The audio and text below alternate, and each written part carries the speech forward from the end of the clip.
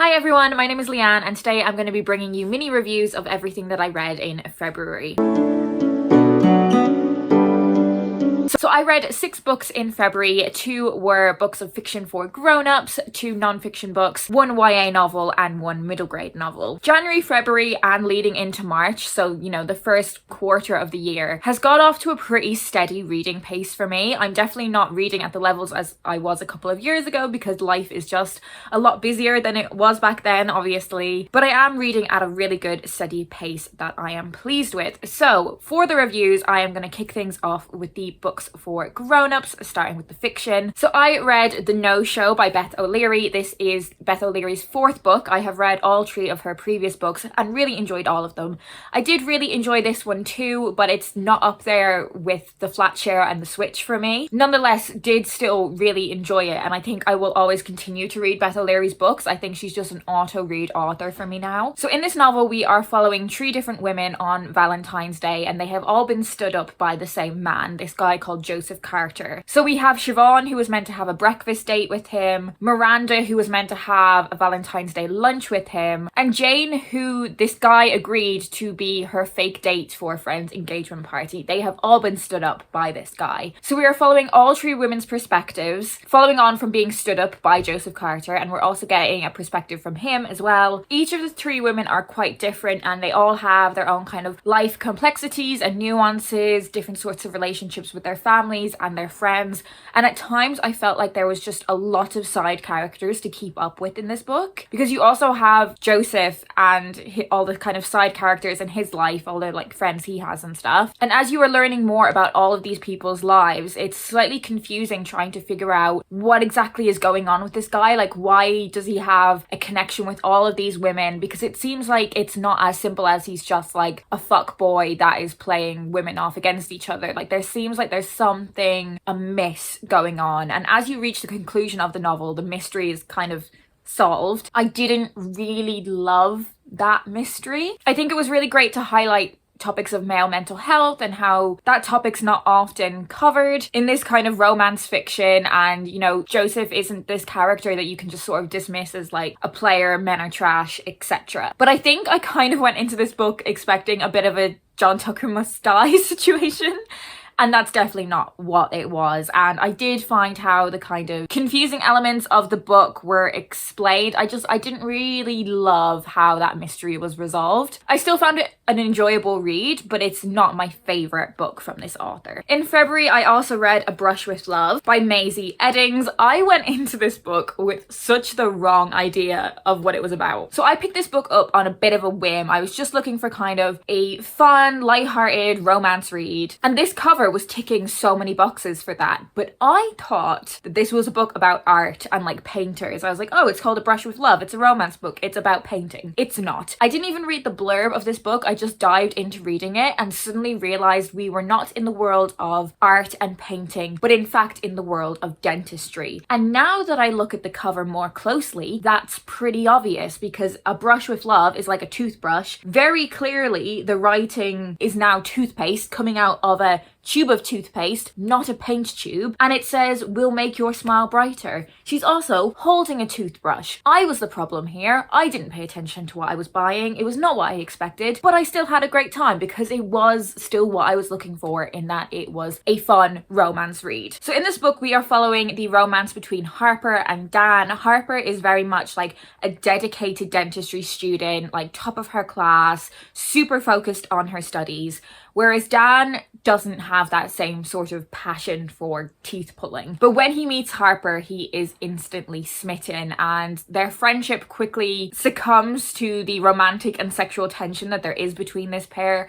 But that is something that Harper absolutely does not want. She doesn't want any distraction from the pursuit of her dental career, and she feels like a romance with Dan can jeopardize everything that she has worked so hard for. They are in such a high intensity, high pressured field of study, and we learn more about why they've both taken these career paths for quite different reasons, but also come from a place of real vulnerability. And I thought it was really interesting to have a romance novel from the perspective of characters who are in such a highly intense field. In terms of the steaminess of this book, it wasn't really up there with the best for me, both in terms of kind of like the hot steamy scenes, but also the romance scenes. Like, this wasn't the best thing that I'd ever read, but it definitely served its purpose. It definitely was what I wanted, in that I just wanted like a quick, fun romance. So in terms of nonfiction, I read 2 memoirs in February. I read How Not to Be Strong by Alex Scott.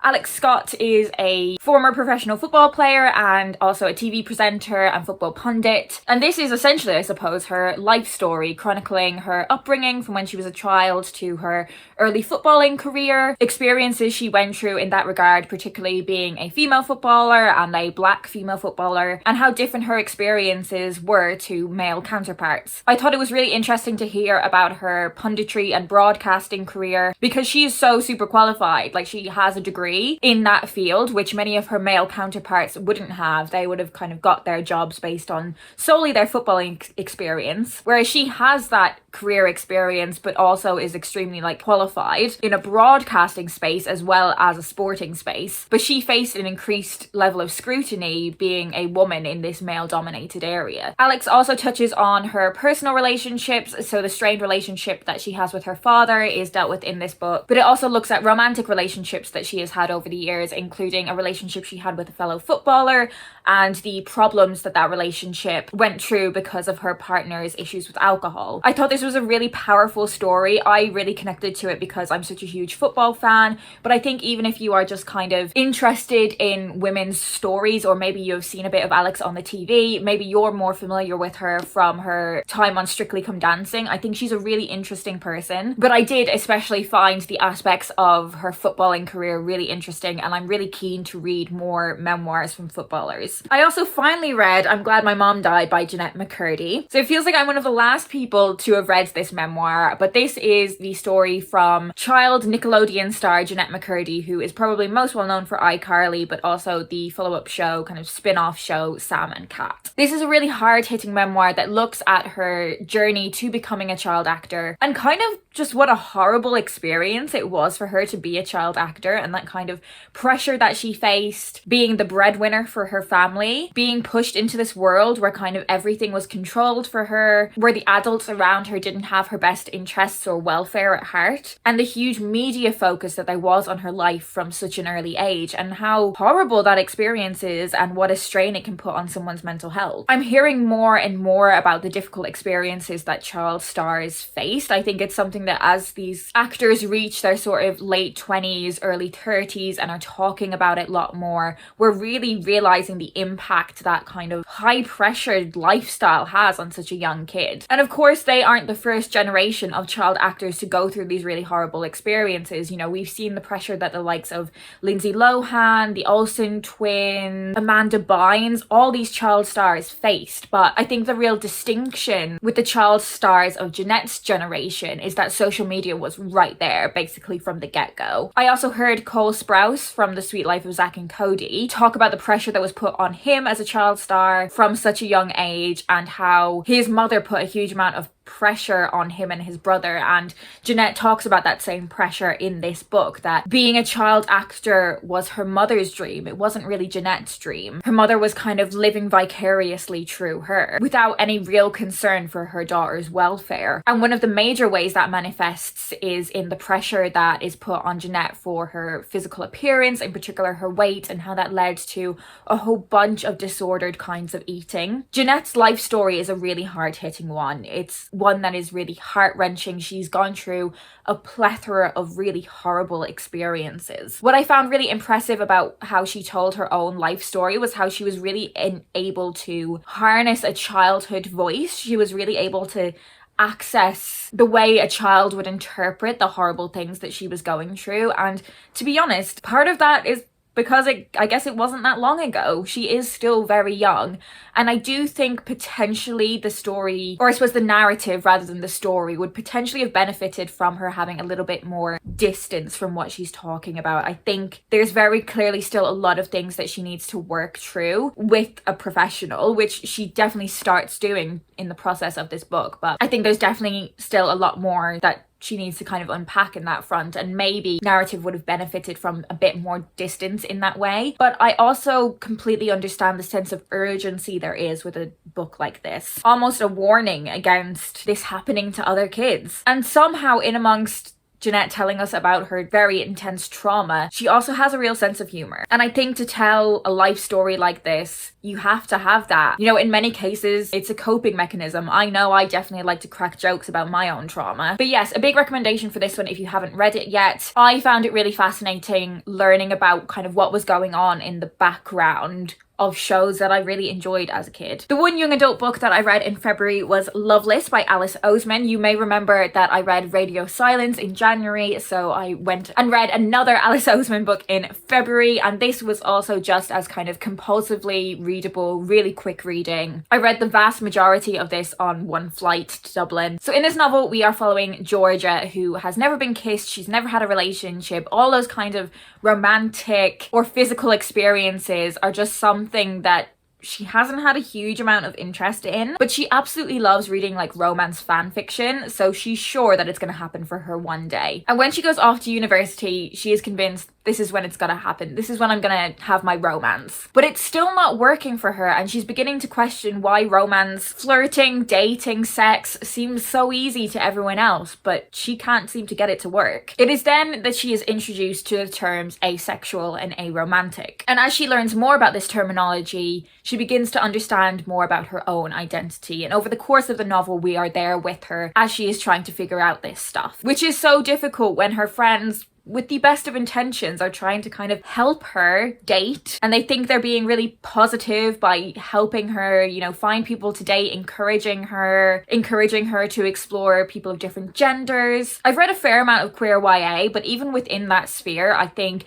asexuality and being aromantic is something that isn't really covered a lot, so I was really glad to see that representation. It was something that I think was a blind spot for me as well, in terms of my understanding of queerness, even as a queer woman. I loved that this book was set at a university rather than a high school, and is a great transition for kids who are wanting to read about something that's a little bit older. And I also thought how this book dealt with the transition between secondary school friendships to university friendships was done really well, and what it's like to incorporate new people into a friendship group. And there was other fantastic queer representation in the side characters of this book as well. I just really highly recommend Alice Oseman. I mean, I'm probably preaching to the converted here, but very pleased to be adding my recommendation to the sea of recommendations for this author. And finally, I read Into Goblin Wood by Anna Kemp. Full context, this is a book that I read for work because I work at the publisher of this book. So in this fantasy middle grade novel, we are following Hazel, and Hazel has always felt a little bit different. She feels a much stronger connection to animals than she does to other children, for example, with the exception of her friend Pete. But her best friend Pete ends up in danger, and it is up to Hazel to venture into the mysterious